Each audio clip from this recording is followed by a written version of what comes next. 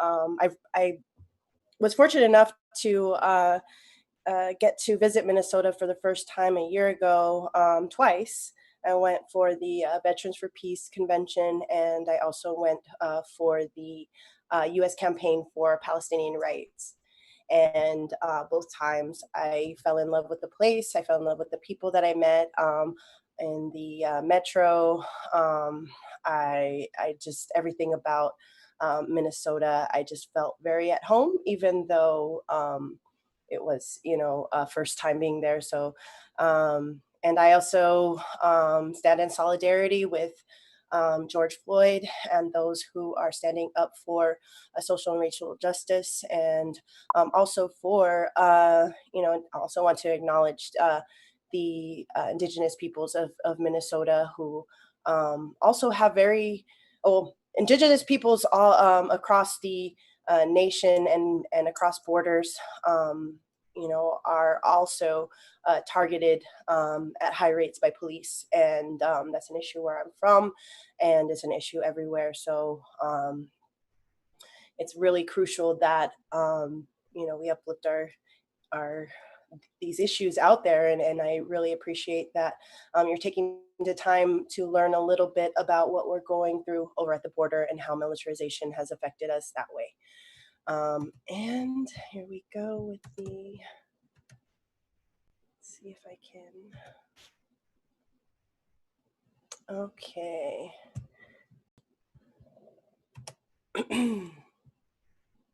And oh, my computer started to freak out like right before this presentation, so I was a little bit worried about that, but that's the internet for you. That's presenting online. And so I'm trying to get unstuck. Let's see if I can.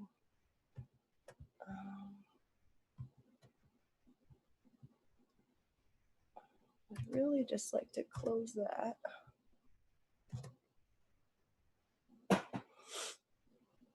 There we go. Oh, the other way. Okay.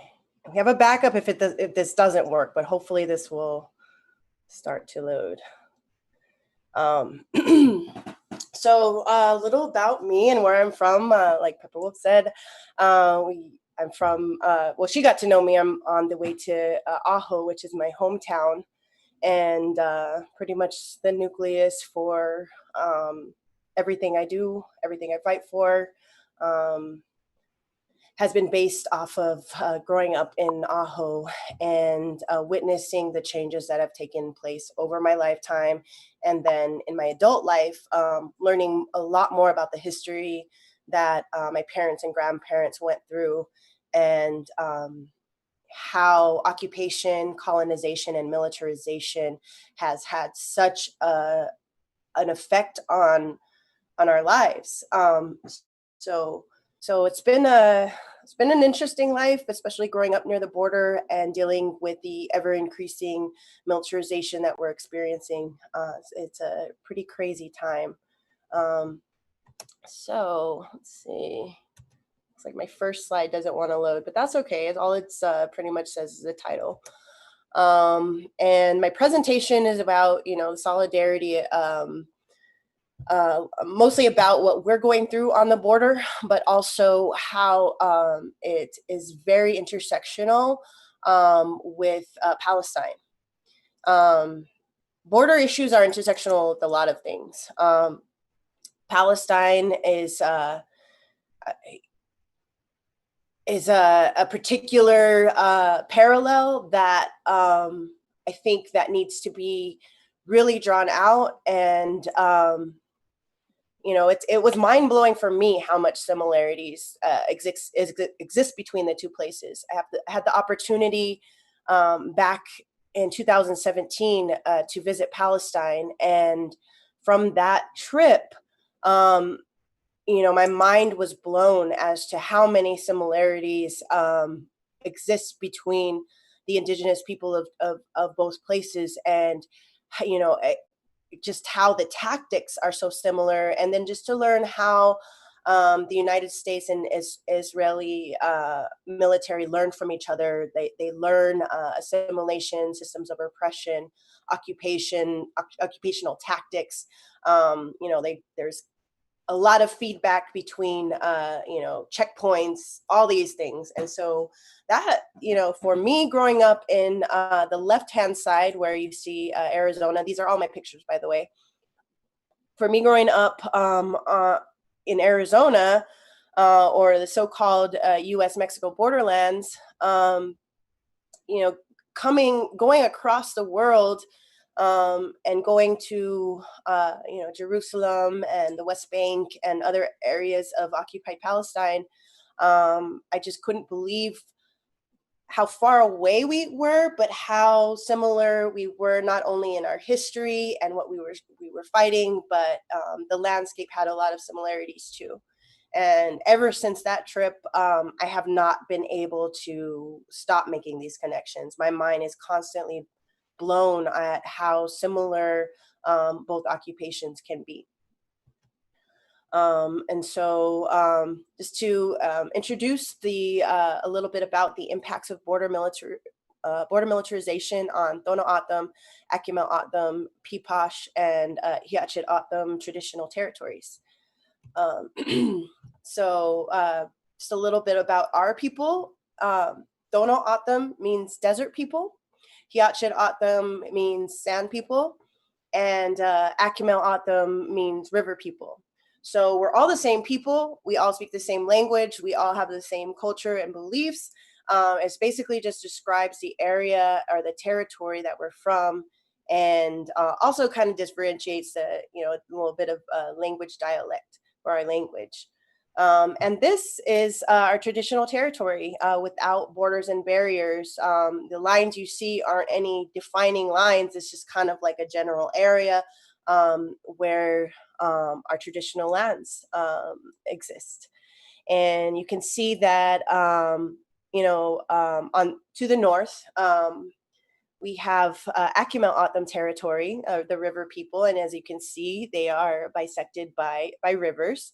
To the left, on the west side of O'odham territory, you'll see Hiachit O'odham, and that's a big focus of my presentation today.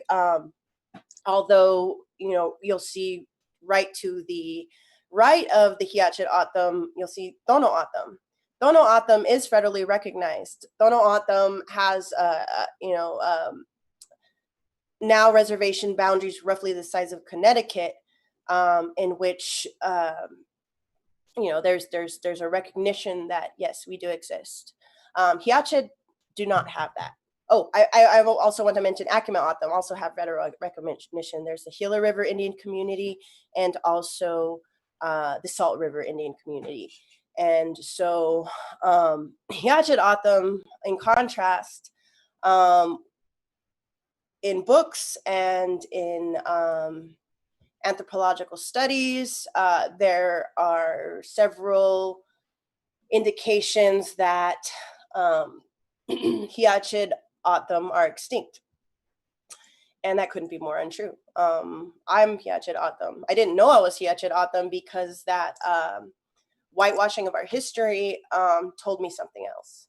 And it wasn't until I learned a lot more about our history and the fighting of our people to say, yes, we are here, we still do exist. It wasn't until that came about in the early 2000s that I really learned about who I am, a little bit more about Hiachit O'odham. And I'm constantly learning. Life is a learning process, and so there's always more to learn.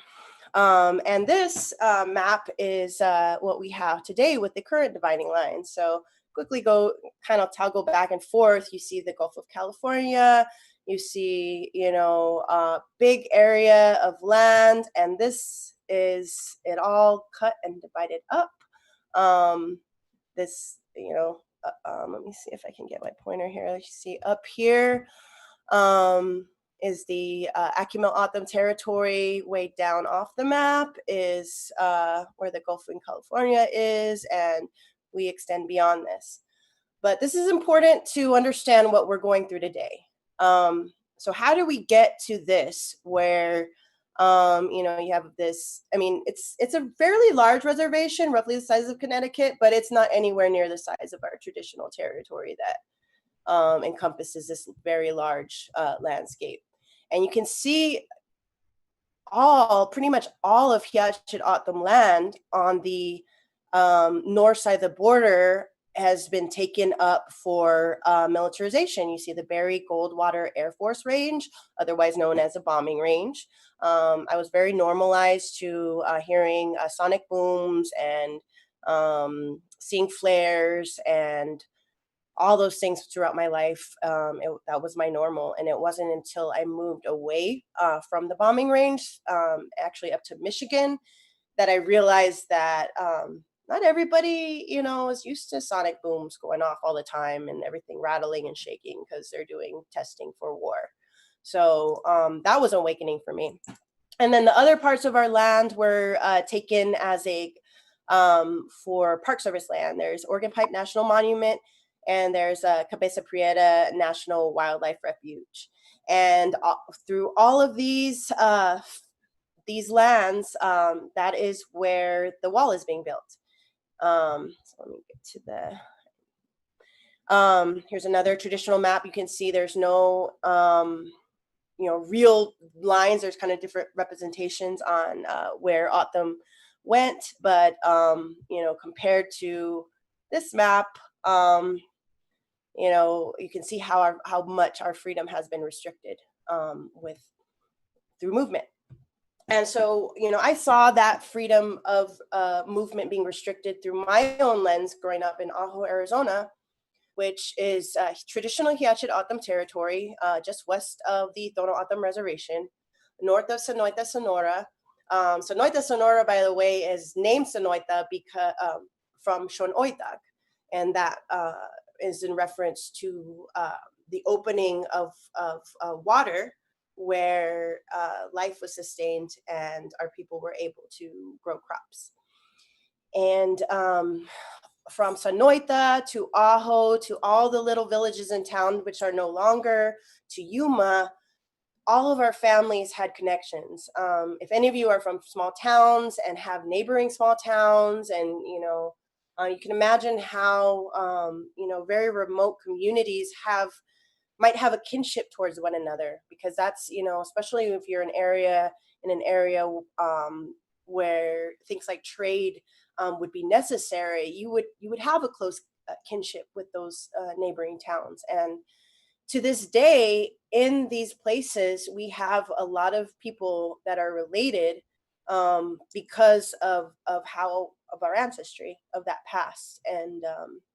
And so these dividing lines are really literally separating families that have been together and been communities together for a really long time. This is the mine in Ajo, Arizona. It's a big scar. It's a big hole. And to be truthful, I grew up idolizing the mine. We all did. A mining community, that's your bread and butter. That's where, everyone, attributes the economic, way of doing things. But later, as the mine, when I was born, the mine closed down. They knocked down, I may or may not have a slide about this. Yes, they knocked down the housing around the mine to expand it. But guess what? That housing around the mine is where the native people and the Mexican people live. And so a lot of the Mexicans were native, so they, in closing the mine, or in that practice, they very effectively pushed out the brown people in town. And ever since that time, it has become more gentrified. And there's some good things. The arts community that is there now is bringing a lot more different views and opinions. back in the 80s and 90s, we had a big snowbird wave. Snowbirds are folks, you might know, you might be some of them, that, stay in up north in the summer and come down to Arizona for in the winter. So you can kind of be acclimated. And so the 80s and 90s, we got a lot of really conservative snowbirds. And I was always resentful because it felt like the people who were really from town had much less of a say than winter visitors who had a lot more money and power. So, um, and then that changed over time because of border militarization, and the town went through several other transitions. This picture is of my grandparents' home. It was bulldozed. That little person on on the right hand side is me, and so I never got to visit my grandparents' home where my mom and my uncles and aunts grew up. But I was always told stories. There's a lot going around here that I had no idea about. I would just see, some brush and some bunch of concrete and some rubble. But when my family goes there, they see memories, and they see their neighbors where they used to live, and they see, just where people carve their names in the rocks or something. There's just so many memories that are brought up. And I think throughout my childhood, I longed for that familiarity of a community that was bulldozed and taken. And so Phelps Dodge was the mining company that owned our town, and everything is now being bought up by Freeport McMoran, which is another minerals company. And it's really difficult. And some of you might have experience with maybe some, you know, whitewashed liberalism, where it's like, you have a community garden, and you have like this really corrupt company that may be supplying funds, and that is Freeport McMoran. Um, so just a little bit of history of our area, and how it currently came to be recognized what it was. Our colonization, our occupation wasn't until very recently. And Arizona, for our lands for a brief time, were considered Mexico. We didn't consider them Mexico, though. We considered our territory O'odham land. So there's all kinds of differences in how our territory has been come to recognize. But I just kind of want to make that a point that we, on any side of the border, we don't view it. Traditionally, we don't view it as any country owning our land. It's O'odham land. That's like our country. That's our territory. It wasn't thought in those terms, but that's pretty much both sides are any country that's claiming that they own our land is an occupying territory, because that's just simply not a concept that our people, our ancestors recognized. So 1854 was when the current concept of the border, the imaginary line of the border, was formed. And that's when the Gadsden Purchase was finalized. 1874 is when the San Javier Reservation was established. That is now part of the Tohono O'odham Nation. Same with the Hillabend Reservation that was established in 1882. And then in 1917, the main Papago Reservation was established. And in 1937, the Papago Constitution was established. And Papago wasn't what we called ourselves, but in history books, you'll see a lot of reference to Papago. It's not what we called ourselves. So in the 80s, we changed it to what we proper name was. And I think I put that a little soon, but this is just an example of of life before the checkpoints. of life before, after this time period. This was in the 90s, and it was a free time. It was a time where, coming from a small town, it's pretty normal to have to go to the city to get supplies. And so this is how we grew up. We grew up, every weekend we would go to the city. We would visit my grandparents who were displaced, by the mine, and we didn't have to worry about checkpoints. We didn't have to worry about militarization. We're one of the last generations, those of us who are in our 30s, we're one of the last generations to even know what it's like to travel freely, on the land that's not being encompassed by borders. Because now, any there's no way you can enter or exit, these lands without going through a checkpoint and getting questioned.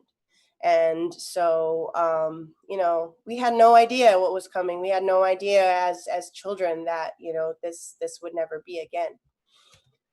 Um, and So another part of the timeline is, I'm skipping a whole lot throughout the 1900s, but some really relevant things is the Barry Goldwater bombing range was established in 1941. The Barry Goldwater bombing range is, a lot of the land is very sacred Hiachet Otham land. It's land where, Akimel Otham runners and, all Otham runners would come through, to carry sacred salt. They would travel all the way down to, the Gulf of California, gather the salt, the very necessary, needed salt for, our cooking and all life, and they would, use those routes, to as trade. And to the west, there was also trading routes with, Quetzan and Cocopa, Pai Pai, and other tribes. And so all of these areas, them being taken by the bombing range, immediately erased that history, and all of those, historical ties are not really seen any longer. So, it's that's part of our erasure, and so it is relevant to, these times, and it's also part of the, 1994 prevention to deterrence policy. In 1941, of course, the concept of the bombing range wasn't that, but it is now very much used as a deterrent, along with the checkpoint. The checkpoint is used to funnel, or make it much harder for folks, kind of funneling people into the deadliest areas. And so instead of, going through a straight path, somebody has to go up a mountain, which in the dry heat we're experiencing, can be very deadly. A blister can be deadly, and often is deadly, considering the rate of, deaths happening through prevention through deterrence. And prevention through deterrence was a policy that, was thought up around NAFTA, the time of NAFTA, because it was known that, if, folks came in through the corridor, which just happens to be Thono Otham territory, Hiachet Otham, and Akimel Otham territory, that they would have a really hard time because there is such little water and it is so hot, and so they used our traditional landscape as that deadly deterrent. So it's basically an intentional death policy, and growing up in Ajo, we've lived through that. We've lived through the normalization of, or it just happened to be a common thing that people were always out in the desert, struggling, thirsty, hungry, needed things, and I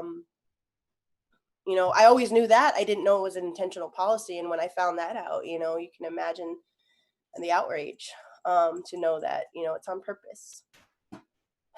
So after 2001, we had a like mega militarization explosion, for lack of a better analogy. Um, After 2001, we had a lot of changes in the border. And 2001 just happened to be my first year in college, my first year away from Ajo. I moved up to Phoenix. And so the year that I moved away from my hometown to go to college was the year everything changed. And so it's just, one of those time periods where it's just like, wow, everything was different in the 90s. And then this happened and bam. um because and we didn't even think, when all that stuff was happening, that we would be affected in this way.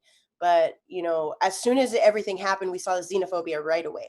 We saw the in Mesa, man working at a convenience store was shot. There was just all kinds of xenophobia stemming from people's fear and uncertainty. And go to fast forward to 2004, the Intelligence Reform and Prevention Act authorized the hiring of a whole lot of Border Patrol. In 2005, the Real ID Act, we're feeling that effect right now. The Real ID Act authorized the waivers of law. It gave the Secretary of Homeland Security the power just to poof waive laws, which is a direct affront to Indigenous people who, you know, all this time there's been this assimilation policy that's meant to condition us into obeying the colonizers' law, and you're just gonna go and waive them for yourselves, like, you know, like it boggles my mind sometimes when you think about that the government went above and beyond to condition Indigenous people to be like, okay, we got these laws, we got these systems, you gotta abide by this. And then when they feel like it, they're just gonna take those laws away because they do what they want. So 2006 was a Secure Fence Act. That's when we saw this. We saw our bones being desecrated because when they put the vehicle barrier in there, they did uncover the remains. It's a very large scope of land. So if you're cutting a border right through, you're going to cut through, you know, places where our ancestors have been laid to rest. And we strongly believe that they need to stay there. They should not be disturbed. And by disturbing them in such a violent way, it's not bringing spiritually. It's very not okay. Um, and Also, we got the checkpoints, temporary checkpoints, as far north of the border. We're not talking about on the border. We're talking about miles and miles past, between Hillabend and Ajo, which is an hour and a half north of the border. There between the San Javier part of the reservation and the Cells part of the reservation. They just got this huge canopy. We're the only reservation that I know of that has to go through a checkpoint to go to another side of the other reservation. And that definitely has caused a lot of issues between our people. We talk about checkpoint trauma all the time. That term encompasses a lot. Border Patrol officers, as a tactic, will often disrespect parents in front of children. They will, try to test family loyalties and to see if a kid will, say something different than what the parents say. Um, there's just all kinds of derogatory behavior that they've and that is especially true if according to skin color. My treatment, because I am mixed, my mom is Autumn and my dad is white. I It depends. It always depends. It depends on what family I'm with, and it depends on the agent, and it depends on my tan. But for folks, relatives that are darker than I am, they get harassed a lot more frequently. Folks that are relatives that are lighter than I am, still get harassed. There's the harassment still does exist, but it's less frequent. It's less likely. Um, And so checkpoints, they suck. I don't know any better way to put it. I hate them. I was a big homebody in college, and after I went home every weekend, it was a 2-hour drive from Phoenix. After they put the checkpoint in on Hilla Bend Highway, I stopped going home so much, and it actually still is a factor. But I'm in this whole process of, I can't do that. I can't let it get to me. I can't not go home because of them, because that's them winning. So it's really psychological. A lot of these um, having these checkpoints and having to think about how the anticipation of what they're going to ask you, how they're going to treat you, are you going to go to secondary? And it's just a lot. It's a lot. And then especially if you've had bad experience in the past, that trauma just kind of amplifies. So yeah, this is the checkpoint on 86 before the huge canopy they put up last week. The last time I drove through, it was just this monstrous canopy.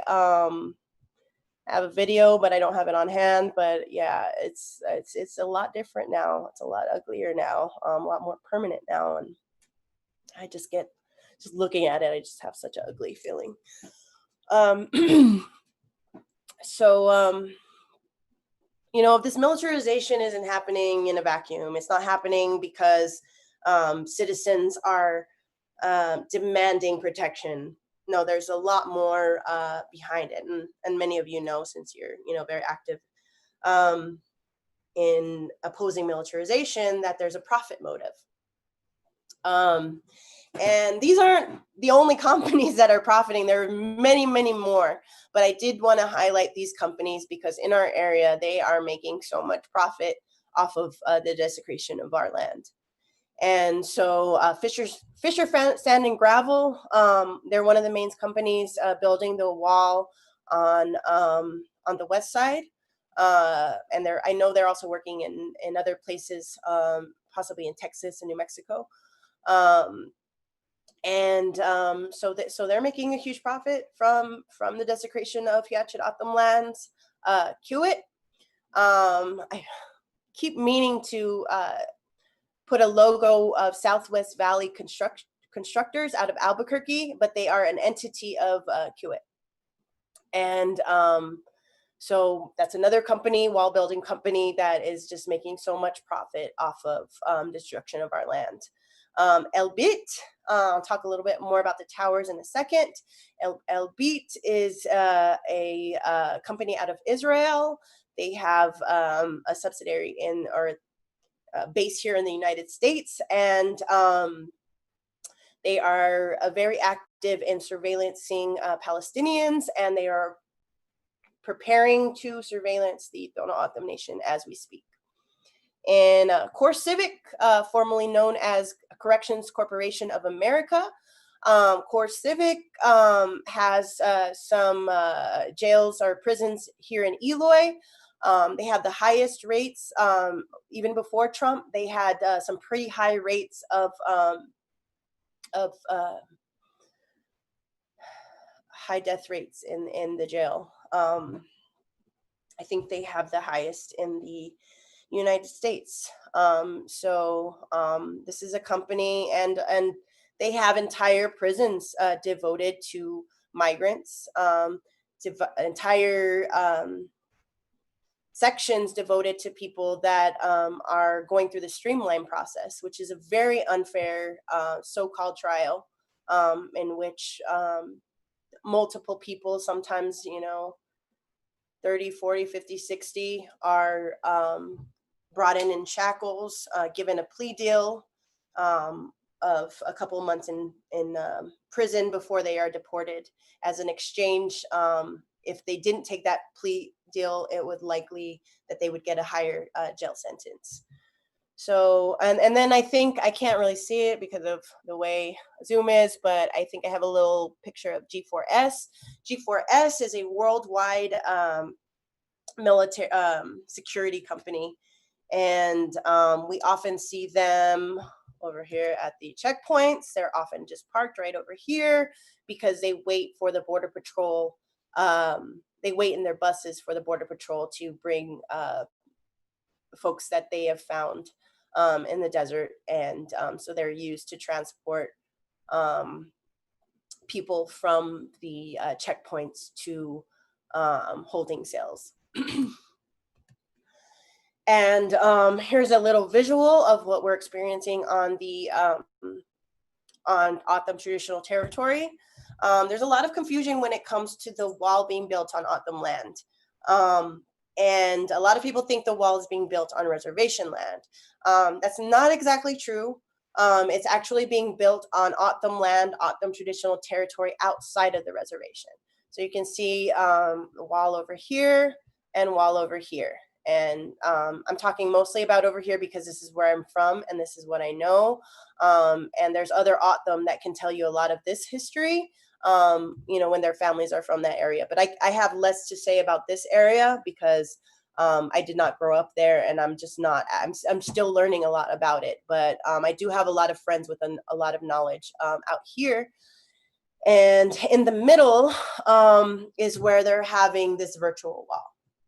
And unfortunately, you know, the way that the reservation system is set up, the federal government has this program called Operation Stone Garden. It's a grant program under FEMA, and it's ridiculous. Emergency funds are used for border expenses. You know, in the name of Homeland Security, it's a bunch of crap that all this money goes to that when, you know, there's disasters happening where it should go. But anyways, these programs like Stone Garden, they're like a bribe.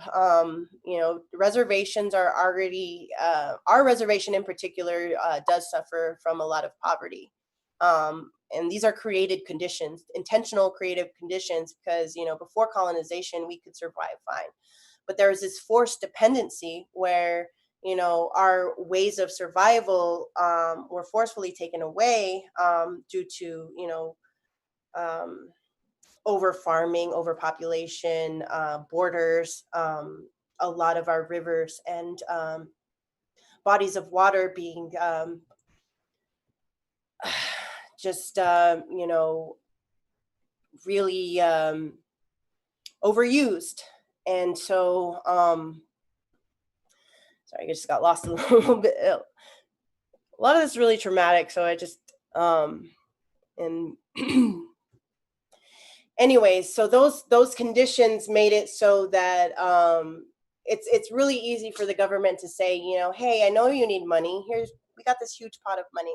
All you got to do is apply to that and agree to our terms. And so because of that reason, DHS has a lot of power and threatened our leadership, threatened the O'odham Nation. If you don't accept these towers, we are going to build a wall through the nation. And there were no promises made on paper. There was nothing like that. But it was, you know, it was made as a threat. So we acquiesced, or at least our leadership did. And I'm realizing I might, let me actually check on where I am at on time. I'm not seeing messages, but I know that there's a lot more to cover, and I'm kind of, I have a there are a couple minutes left. Okay, thank you for that. So really quickly, I just wanted to give you a little bit of what we've been going through on the towers. They did an environmental assessment. Through the agency process, they did not do their homework. They came with their own finding of no significant impact, contrary to all these elders, all of community, all these community members that were saying, there is a huge impact. These towers are actually going to be on sacred lands. There's microwave emissions. There's birds, bees. There's all these delicate ecosystems. We're very concerned on the impact, and there's not a lot of studies that really assess that radiation and how it impacts this delicate ecological system. So a lot of community members call bull on this finding of no significant impact. But because they gave themselves that assessment, they don't have to do an environmental impact statement. So they basically just get away with destroying our land without our consent because they don't do their homework. So that's the towers are awful. And then I just real quickly, if the slides go, let's see if I'll just swip ahead.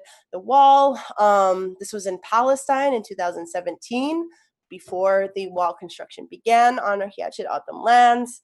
And now this is what we're facing. And this has all been in the last year since August. These are all my own pictures, except, yeah, no, this is my own picture. And so that destruction is massive, and what we've been experiencing since August. And here you'll see where they are drilling water out from the ground. They're taking our sacred, precious resource of water, and they are threatening our only survival. And they're doing it to smooth the roads and to mix concrete. And they're pumping millions and millions of gallons of water out of there. And we've seen they just waste it. And our biggest concern, one of our biggest concern, is we have this sacred spring. And as you can see on the left, it's beautiful out there. The spring is right here. This is a couple months ago, and there's just some beautiful life all around the spring. And to know that these companies are just indiscriminately pumping out. We did a run, a prayer run, to try to protect our spring from this desecration, because that wall goes right by it, and it's cutting off not only survival for humans, but survival for plants and animals and all that life that isn't used to having a border crossing their territory. So back when we did that run, it was 9/14, so it was back in September. The water levels were much higher. Now we see it's about a foot and a half down. There's arguments by the government that, oh no, that's just the normal ebb and flow of the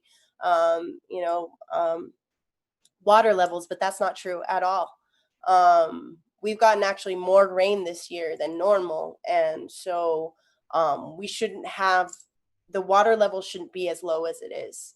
And it's really scary because there's species of fish that, that's the only species there is. Once they're gone, they will never be again. And so if they dry up our sacred place, they're really destroying an active part of our history. And this is just a little map showing the area which they're constructing the wall. And here's a side by side of me in Palestine and with the U.S.-Mexico border.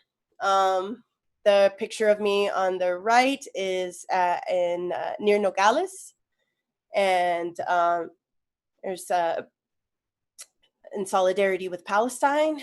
And the picture on the left is in Palestine. That was in it was right outside of Bethlehem. I'm blanking on the name, but there's quite a few similarities between the two, and that is ever apparent in examining the militarization between our occupied places. And here's another it was a stark similarity. To the left is the Santa Cruz River. Used to flow year round. It's right outside of Tucson. We had that water supply. Those that wanted to farm always had that water there, but now our generation, you know, doesn't know that. We've never known the water flowing. Why? Because settlers came, they over farmed, they over pumped, they diverted the waterways, and so there's them no longer have that flow to work with. Same on the right with Palestinians. Bedouin farmers, where we were taken, had this canal. It used to run forever, since they had always known, and they know Palestinians no longer have that water because of settler colonialism, because that water was overpumped and taken, and survival becomes much harder. It becomes much harder to um, have that sovereignty or control over your own community, because as you can imagine, water has to be shipped from outside sources. We have to pay for water, pay colonizers for water that they have taken. So it's really upsetting, maddening, whatever work term you can think of. But we're doing a lot to stand up. We're meeting with other tribes. That here you see, or actually there you see us pictured with the Estakna out in Texas. They're defending their cemetery out there, just like we're trying to defend our burial sites. We go to we've trying to bring these issues up with the UN, and we're making connections with other Native people all over the place, standing in solidarity with Standing Rock, all of these environmental issues that Indigenous people are facing across the globe. They're all intersectional, they're all related. And so the more we can connect, the stronger we can be. And so that's how I think we win. That's our biggest force, is recognizing that we're still here as Native people. We're still here. We have each other's backs. This isn't 200 years ago where divide and conquer is going to work. We have to think of active strategies to stop that divide and conquer, and have each other's backs, from Standing Rock to occupied Canada to occupied South America. We as Indigenous people are must protect the lands. That's what we're here to do. And so um, you know keep supporting Native people and folks that are experiencing this occupation through militarization. Thank you for allowing me to have this presentation, and I will give it up to the next person for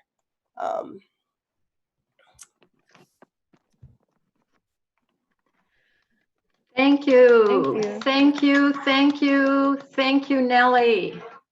My name is Lucia Wilkes Smith, and I have been active with WAMM for 3 decades of pushing against militarism at home and abroad, within our own nation and among Indigenous peoples, and in our own police departments, which are actually co-training sometimes with Israeli defense.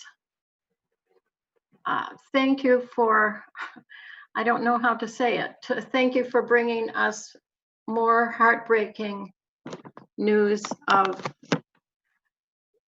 the corporations and the political entities that are defacing the land and the people, oppressing the people.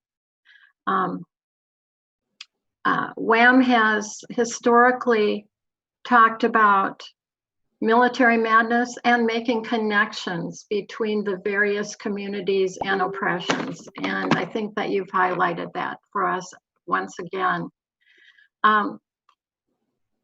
WAMM has been going along for quite all these years with an office, a paid staff, and support system for activism and for education in our communities.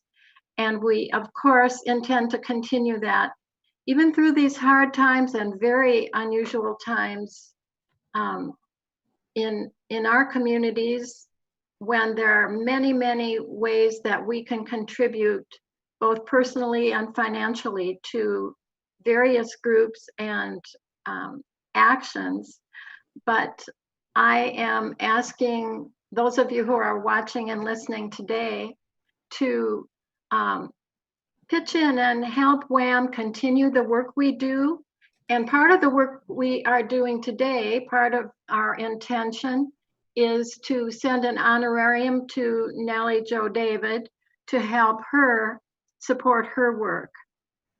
So Sophia has, I believe, shown some ways, will show some ways on the screen that you can make your contribution, your financial contribution to WAMM, and that will help us continue the work that we've been doing to confront militarism, to change this culture, and to support Nellie in the work she's doing in the Southwestern area.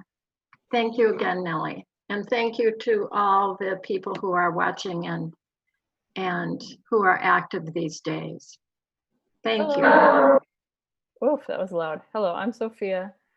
Quick showing you our website and where you can donate.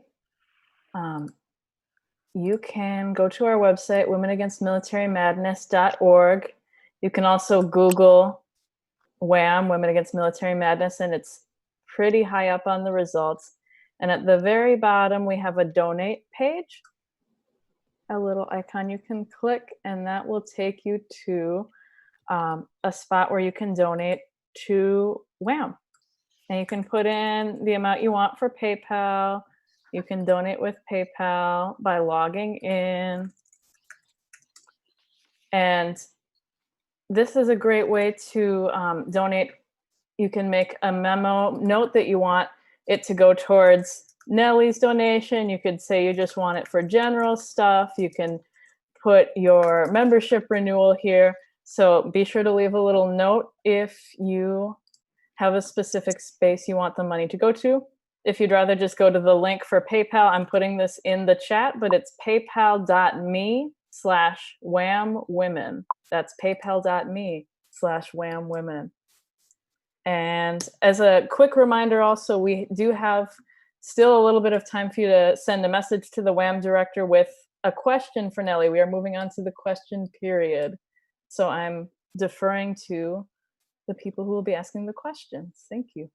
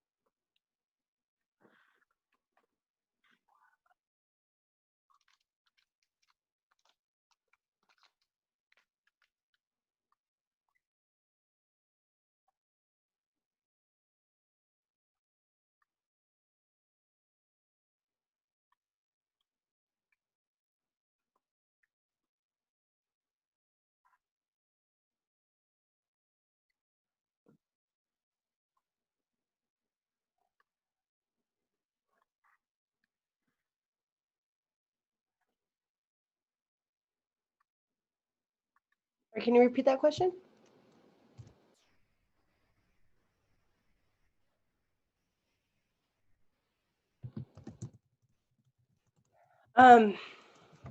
Strategy is, I think, one of the most difficult things because it's important to keep a reminder, and I think it's relevant with what's happening with the um, George Floyd protests.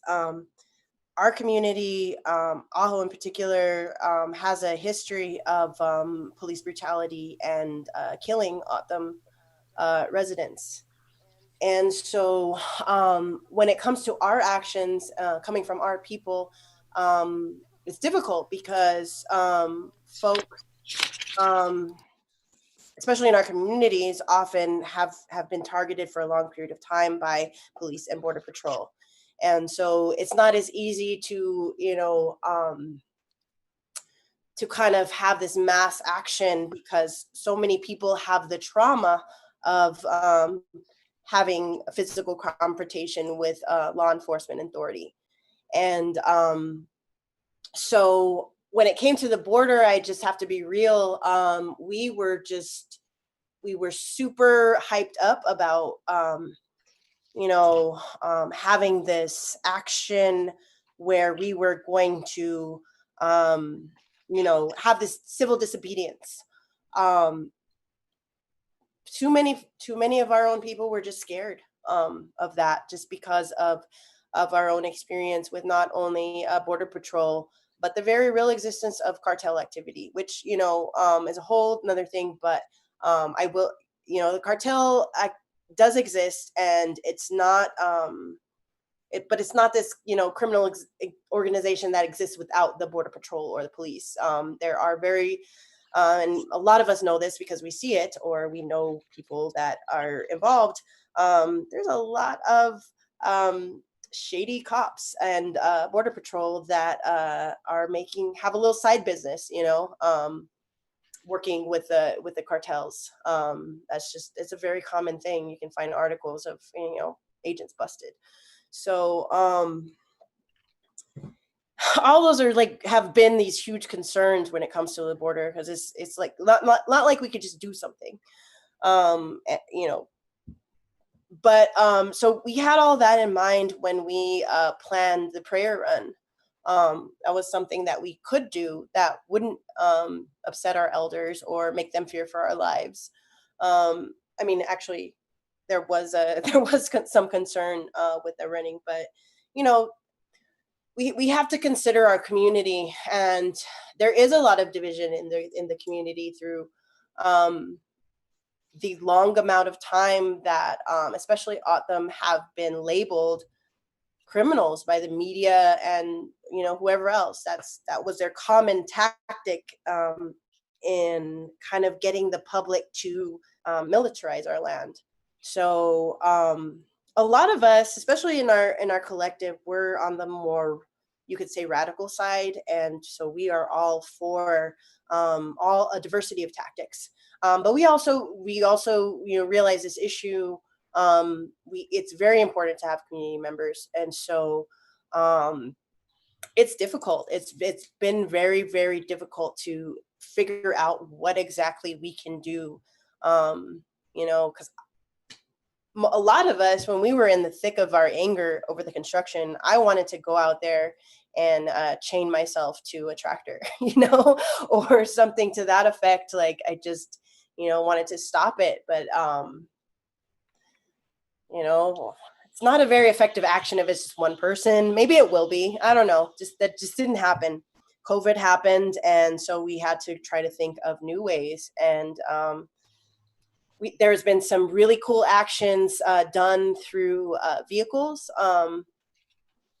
like kind of these drive-by protests that people have had, protesting the detention centers. And so that's something that has been open to, or has been thought of as a tactic. Another thing that we would really love to do, which is we just haven't had the resources, as we're slowly building up those resources, is we wanted to have a camp. We wanted to actually like be there and have this ongoing presence as the construction workers went on. That way we can monitor, that way we can oppose. But that didn't end up happening because of COVID, because of resources, because of drama that we were experiencing as this grassroots group. So we'd still very much like to do something like that, if we had the resources to. And so, but you know, what's most crappy, I guess, about the resistance is the timeline. Like back in June, in the Ninth Circuit, the Center for Biological Diversity they won their lawsuit. There was an injunction. They weren't supposed to start building the wall, but that injunction got lifted real quick by the Supreme Court, a month later. And then so all of a sudden we were just left scrambling. What do we do? And we prayed. We did our prayer run.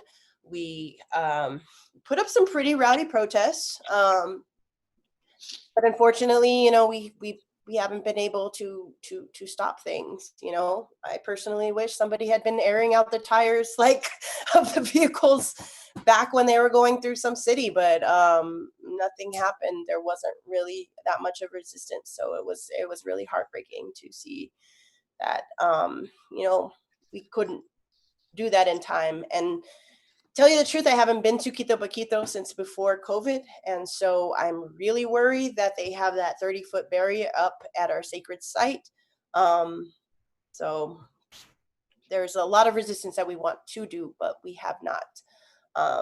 We're still building capacity.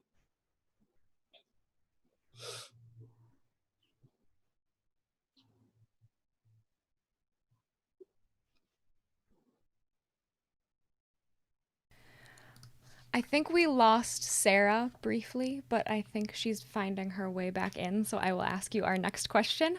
What kind of mining happens on your land? Is it only copper or is there something else? It is mainly copper. A big part of the occupation of our land was folks coming through during the California gold rush. And so there's other minerals around, but in the Ajo area, it's primarily copper.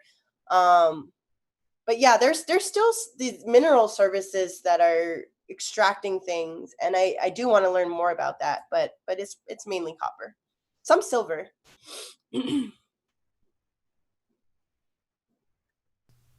It looks like we got Sarah back. Sarah, are you ready to ask a question, or do you want me to? Am I You there? are. Can you hear me? Yes, I see you and I hear you. Oh, my word. That's a miracle. Okay. Go ahead, ask the next one, and I'll get the Google Okay. Doc up. All right, next question. Reservations in Minnesota are recognized as sovereign land, meaning that they're not under the control of the U.S. government. Is that different in Arizona, or is that the same? Well, I would say we still go by Supreme Court precedent, and this whole body of Indian law, so-called Indian law is what they term it. And so conceptually we have the same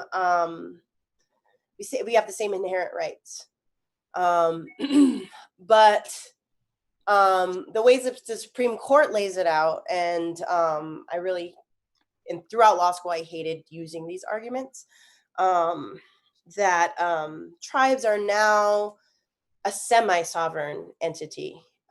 There's a domestic dependent relationship, meaning that, yeah, they have some sovereignty over, tribes have sovereignty over their own people and affairs, but there's also this overarching sovereignty of the U.S. government that are, it's very patriarchal.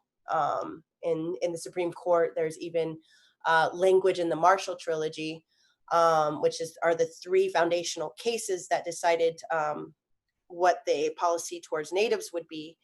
In the Marshall Trilogy, it was thought that Native people would look up to, the Supreme Court as the Great White Father, and it would be like, even though you have some sovereignty here, you would ultimately that would be still your government.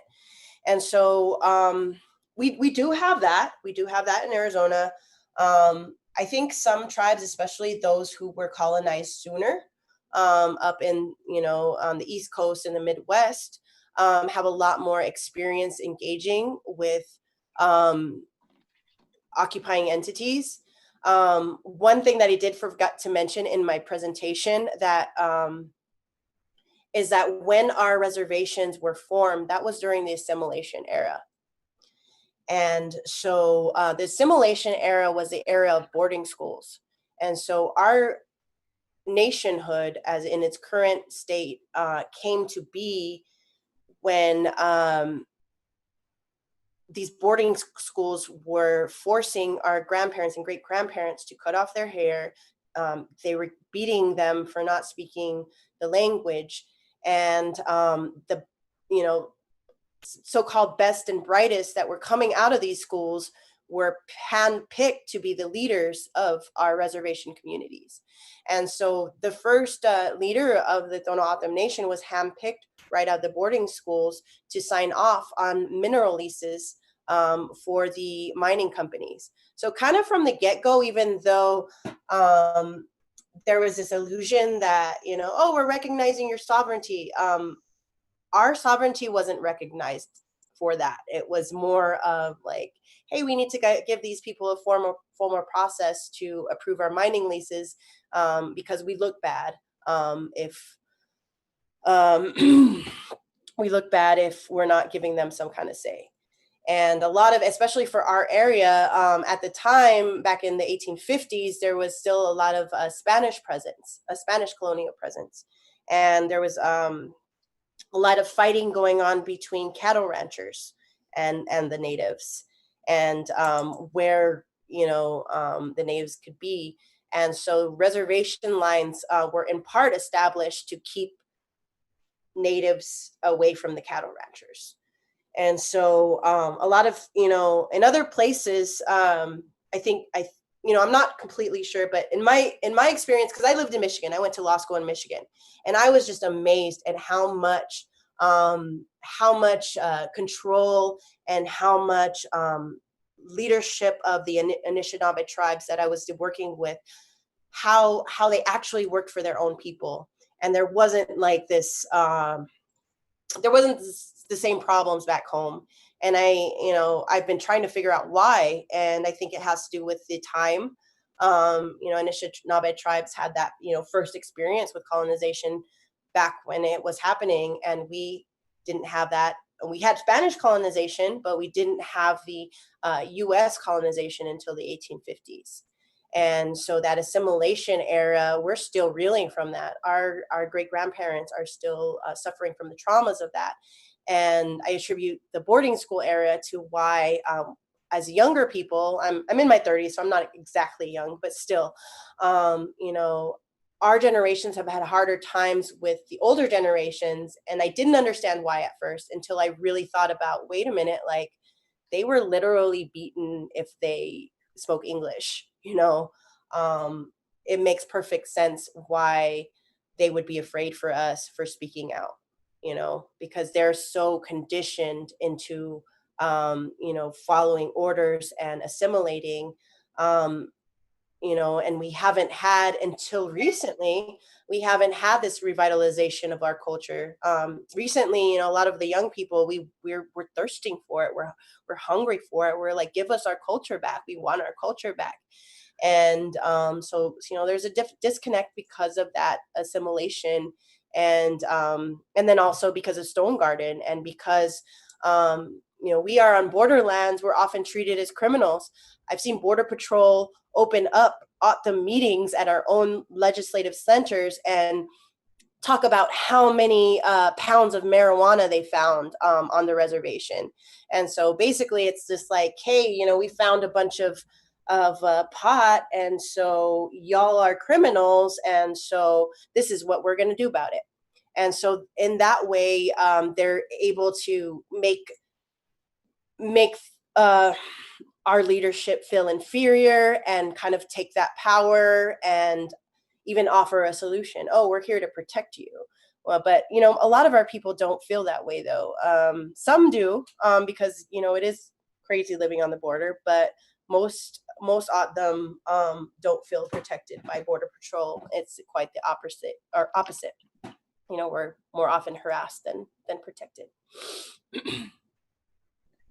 All right. It looks like we've taken enough of your time, and thank you so much for your for your wonderful presentation. And as a last question, we'd like to ask you, how do people follow you? This question is, we've been gotten a lot of questions here at the end that you're not going to be able to answer, but the one that we've gotten several of is how to follow you and how to donate to your organization. So, very good question. Yeah. So right now we only have one main public entity that we're putting ourselves out there, and that's our Facebook page. We have so much more in the works with the Autumn Anti-Border Collective. So we are going to have a website. We want to have an Instagram. We want to have, all the social media, Twitter, everything. But we're also establishing ourselves as a collective and making sure the responsibilities fall across. And so that's all in progress. So right now you can look up Autumn Anti-Border Collective, and you can probably see the spelling on the WAMM page or for Autumn. Autumn Anti-Border Collective on Facebook. And as for donations, so we are also in a transition for that too. We've been very grassroots, so we didn't want to be controlled by any outside anything. And so we've all just been doing it through our own personal accounts, which you can imagine it's not the most ideal situation. And so I have my PayPal, and there's also a PayPal pool that I've set up for the Border Collective in the interim while we're getting our fiscal sponsorship. We're getting our fiscal sponsorship, or we should get our fiscal sponsorship with the Alliance for Global Justice. Their website is afgj.org, and they should. If you say you write a check to the Global Justice Center and say it's for the Autumn Anti-Border Collective, they should be able to hold it until we get our fiscal sponsorship status. And I much prefer that process because just for accountability, I'd rather it not, if it's for the group, I'd rather it not go to my account so there's no confusion. So if we should have our fiscal sponsorship real soon, and if not, they should be able to hold it for us, since we have been engaging with them and are going through the process of getting that fiscal sponsorship. Pepper, do you have anything else you'd like to add? No, I'm just smiling here like crazy. so happy that we were able to hear you and learn all these things that you've been finding out. So thank you. Yes, thank you so much, Nellie. And we look forward to working. There's so many areas that we do the same kind of work. I mean, we do a lot of Palestine work. And in fact, one of the signs that we hold at the corner is from Mexico to Palestine, all the walls have got to go. And of course, there's so many Native people in Minnesota, and pipeline going through the northern part of the state, the Enbridge pipeline. So I'm sure our paths are going to cross many, many times, and we really respect and lean on your leadership and the leadership of your people. So thanks again for joining us at this time, and back to work, right? Absolutely. All right. I think we are now going. I just wanted to say that there is a handful of questions that we didn't have time to ask Nellie. So I think that we maybe will send those to you if you might have some time to answer them briefly. If not, that's also okay. But for those that submitted questions and they didn't get answered now during the meeting, we'll see if we can connect with Nellie a little bit later and see if we can post answers to some of those questions. And we have shared links to that Facebook page and to AFGJ for donations. So hopefully you'll get some more likes on your Facebook page and some more support. Awesome. Thank you very much. Thank you so much for joining us. Well, I think this will conclude the first part of our annual meeting. Everybody that is with us, let's see, 46 participants right now on Zoom, as well as some people watching on Facebook and YouTube. Everybody is welcome to stick with us for the remainder of our interesting virtual meeting that we have today as we move into the business portion of our annual meeting. So again, big thanks to Nellie for joining us, and I do hope that everybody finds that Facebook page and likes that and follows what really important work they are doing, and sends some donations their way if possible. So I am going to hand it off to Sarah now to call our business meeting to order. So I call our 37th annual business meeting to order, and I think we can make this pretty short. And I will turn it over to somebody's introducing Bridget and the wonderful video she did, because what we have found is that to do reports of what we've done this last year can get kind of long and tedious, but so we've had a tradition of putting it to words, and I think whoever's going to introduce her is going to explain that more. So take it away. Yes, I'm going to introduce Bridget, but I think first we're gonna did you want to mention Sarah, who is on our board of directors right now, as well as our current committees? I'm sorry, fine. I guess I've got I'm still we've never had a virtual meeting like this. There's a few hiccups here. No, and I'm all yeah. Oh, there you are. Okay, and Nellie's staying with us. That's really nice. Let me get to it here. Sarah, we should do the minutes of the last. We should approve the reports first, and then do the new board, I believe. And the annual song can come toward the beginning too, but the board later. Maybe I could highlight the committees first. I think that was what was there. Yeah. Oh, yeah. The bulk of the work of WAMM gets done in committees, and a lot of work gets done. People meet at least monthly, and here I'm going to just read the names off, and if you get the newsletter, you can see when the meetings are, and I think it's also on the website too. So there's the book club that meets once a month. There's the End War Committee and the Ban Nuclear Weapons Campaign. That's another one. The Ground All Drones, the Middle East Committee, the St. Joan of Arc WAMM Peacemakers Committee, the Second Monday Movies, and those are all up on the Facebook page now, I think, to watch. So, because we can't get together.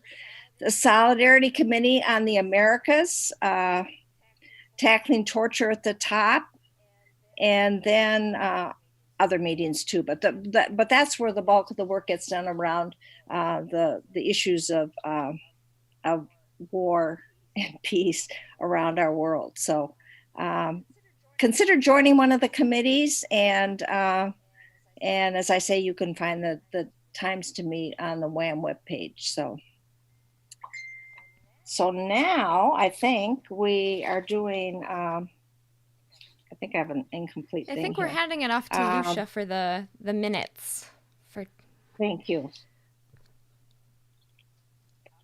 Of last year's meeting, yes.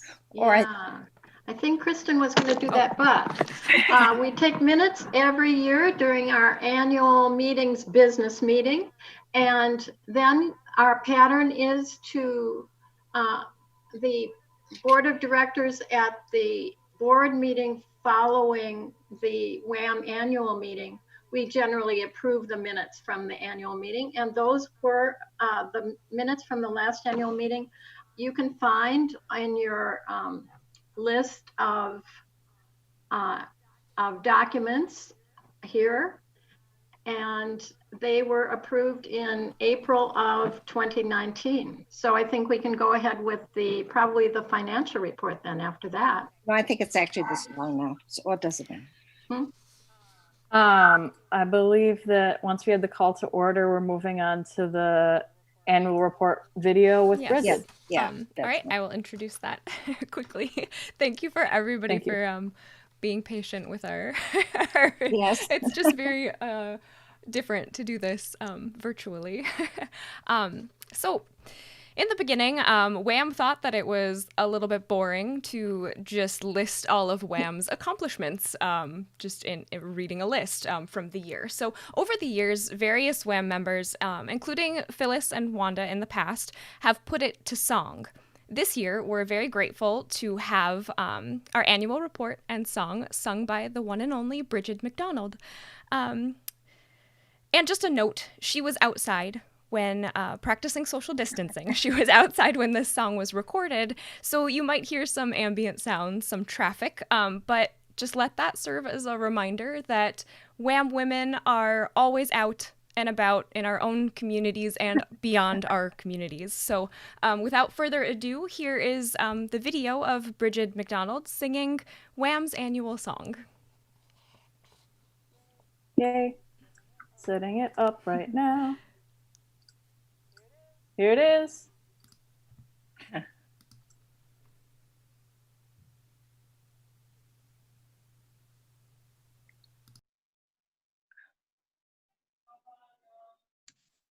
Can you hear it? No.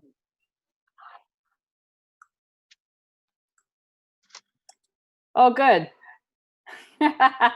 Well, we won't share it right now for the moment. But I have a missed one committee that is focused on climate change, the environment, and militarization. Yes. So that's cool. That's right. That's a good one to join. I'll post this slide, this video for people to see later, seeing as we're having technical difficulties. All right, then we'll go on to the finance report with Marie.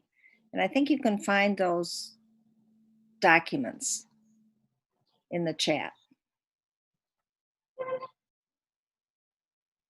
Marie?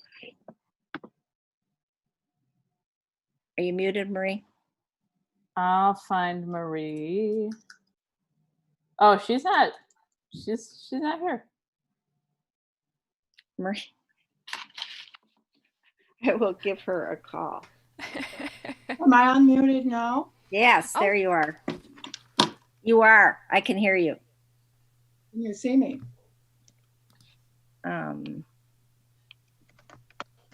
If not, I'll just give my report. Here, start the video. I can't start the video. It says you can. Oh, I can start it on. Because the host has disabled you. There you are. And we practice this, everybody. Okay. My name is Marie Brown, and I'm a board member, and I'm the treasurer of WAMM. And I'm going to just go through our budget for next year and our financial statement for 2019. Our budget for 2020 is $119,400, which is a conservative estimate of our income and expenses for next year. The Finance Committee is always careful to recommend a budget that we believe is realistic. And you will note that our income for this past year was $135,735, which was really a lot. And we want to thank all of you who contributed so generously to WAMM last year. I also want to point out the last item in the income column, reparations. Some of you may recall that in 2015, a staff member misappropriated $12,886 by misusing our debit card. We went to court at that time, and we were happy to report that this money, plus a small amount of interest, was recovered in April of last year. Now, we're happy for ourselves, but we're also happy for our past staff member, because hopefully that means that she is on the road to recovery. I want to point out one other thing in comparing the 2019 actual income and our 2020 budget. While the fundraising committee raised over $37,000 in 2019, we are only budgeting $28,000 for that category this year. And that's because we received over $14,000 at a party for Polly Mann in honor of her 100th birthday. which we do not expect we can repeat this year. When we asked her if we could organize a party to celebrate her birthday last year, she said, only if it's a fundraiser for WAMM. Of course, we're happy to accommodate her, and many members and others showed their love for Polly and for WAMM by making very generous donations. Can I talk to you for a minute? Sure. Okay. Then turn the volume off. So Oh, sorry. Let me work on that. I can't hear her if I talk to you, so I'll turn her back on. I'm telling you that Bridget's going to perform in a few minutes. Bridget's going to All perform. right. If that person can mute themselves, please. Gotcha. That's Nice. appreciated. Beautiful. So Can I finish my report? Gotcha. So the recommendation from Ann and Grace is that when we're ready, you and I go down and go get tested. Okay, they have been removed. Sorry about that interruption. Okay. Most of the expense items are based on the amount we spent last year, for the budget for 2020. We anticipate salaries and related items, payroll, tax, workers' comp, and health insurance to be $5,731 higher than last year. We have one full-time staff member, Kristen Dooley, and one part-time office manager, Sophia Myers-Kelly, and you met them earlier. We are proud and happy to say, thanks to all of you, we were able to give our wonderful staff a 5% raise beginning January 1st of 2020. A couple of other items I want to call to your attention. We expect the photocopier and maintenance expense will be about $3,400 more than in 2019 because we have a new photocopier which better suits our needs, and it can also print our newsletter. We expect this to bring the cost of printing and postage down approximately $3,900, which of course will cover the $3,400 in higher expense for our photocopier and maintenance. We do not anticipate spending much money on equipment and furnishings this year and have budgeted only $500 in that category. We did budget more for advertising and promotion because we want to try some new things in 2020 to get WAMM's name out into the public eye. And last but not least, I want to call your attention to our net surplus plus in 2019 of $21,539, which gives us a cushion to fall back on if we have lean years in the future. And of course, that includes that reparation check. This year could be a difficult year for WAMM because of COVID-19. We don't expect to have the silent auction, and other fundraising events might also be difficult to have. Thus, we're counting on your continuing generosity, and please keep renewing your memberships. Because of the unusual circumstances this year, I will not be taking questions. If you have any questions about the 2019 financial report or the 2020 budget, we ask that you call or email the WAMM office and we will get back to you. Thank you very much and stay safe. Thanks, Marie. So, hearing no opposition, we affirm that budget. And now we go on to our board members, and we have one new board member, Joe Schubert, who is I think you will see her bio also in the chat on a Google Doc, or on a document, and she's a great addition to the board. We've been wanting her to join for many, many years, and she's finally got the time and to do it, and she's going to be a great asset. So welcome, Joe Schubert, to the WAMM board. Emma, you want? It looks like we also renewed terms for 4 of our other board members. We've got Joan Allen, Marie Braun, Penelope Gardner, and Ann Kierstead. So thank you for sticking with WAMM and staying on the board. And we also would like to say thank you and farewell to Audrey and Vanessa, who have left the WAMM board. And I would like everybody to give them a virtual round of applause and say thank you and wave goodbye. And generally, I think as people leave the board, they're still involved in WAMM in other capacities. So you will probably see them around still. I think those are And our that- only board updates. Yeah, I think Sophia already did. Did you do the membership renewal already, right, Sophia? How I did can you do it again quick, but Yeah. before that, I want to give another opportunity to see if we can get the video to work. Pepper Oh, has that's right. We graciously agreed to try. yeah. If Pepper Wolf, if you're hearing this, now is the time to try one more time. Okay. I will do my best. Thank you.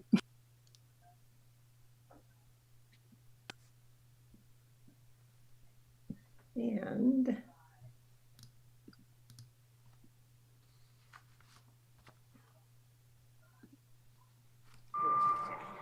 Sounds like some of what WAMM can do. Petitions and tabling, signing postcards and letters. Second Monday movies, they don't come much better. We learn about Venezuela, Iraq and Iran, Bolivia, Honduras, Russia, and all that we can. Marshall Bridge Vigils newsletter, great website. We write lots of articles to keep folks from going right. We walk against weapons and go to jail for peace. We show up at rallies to say war must cease. We have great fun and get lots of work done. We talk on KFAI with Don Olson and have all these 100th celebration. And we see that play about those poor nuns. Carol reads her poetry and it helps us stay sane. This is our purpose. Peace is WAMM's aim. We have lots of fun. Always can use more mun. And we're here to stay. We'll be in the streets without Donald's tweets until our work is done. let's give it up for Bridget. And also, we want to acknowledge that the song was done for many years by Wanda Brown and Phyllis Golden, but Bridget has taken up the task, so we thank her very much. And now, Emma, the announcements, is that right? I think Sophia was going to remind everybody about Oh, that's right. membership renewals and perhaps donating again. Yep, just one more quick reminder. You can go to our website to donate by clicking the button at the bottom. It'll take you to our PayPal, where you can choose the amount you want, and you can write in the little memo bar if you want to designate it to renewing your membership, for a general donation, for anything you would like. And if you do not have access or are not comfortable with using those technologies, you can send cash or check to the address 4200 Cedar Avenue South, Suite 3, Minneapolis, Minnesota 55407. And you could find that on our website if you did not hear that very quick reading. Thank you very much. And also on our website, maybe Sophia can continue to share her screen of the website for a minute absolutely. and show you where the calendar is. If you go to womenagainstmilitarymadness.org, the first tab there at the top is calendar. If you click on that, you'll see our calendar of events, and it's really thorough. It's really beautiful for a calendar. You see an image associated with it, the date, and what the event is named, and the time and date again. And if you click on it, you can find some more information. If you would like to, this one's in Spanish, if you would like to sign up to receive information from WAMM, including the calendar in your inbox, if you go down, there's a sign up at the bottom of the page. You can see right here, Sophia is circling it with her mouse, with her cursor there. You put in your name and your first name, last name, and your email address and click submit. And then you will get this weekly e-calendar to stay up to date with what WAMM and our other organizations in the community that we work with and support are doing. You can also find a lot of these events on the calendar or event section of our Facebook page for those of you that are on Facebook. And Sophia's going to take us over there to WAMM's Facebook page.